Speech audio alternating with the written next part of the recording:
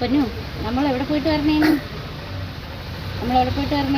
നമ്മൾ ഡോക്ടറെ കാണിക്കാൻ പോയിട്ട് വരുന്ന വഴിയാണ് കേട്ടോ. അപ്പോൾ നമ്മൾ ഇങ്ങനെ ഒരു വീഡിയോ എടുക്കാം എന്ന് വിചാരിച്ചു. പൊന്നു അങ്ങനെ ഇരിപ്പാണ് ന്യൂസ് നോക്കിയിട്ട്.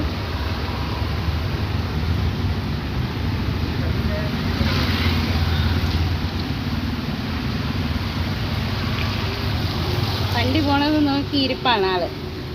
അല്ലേ പൊന്നു?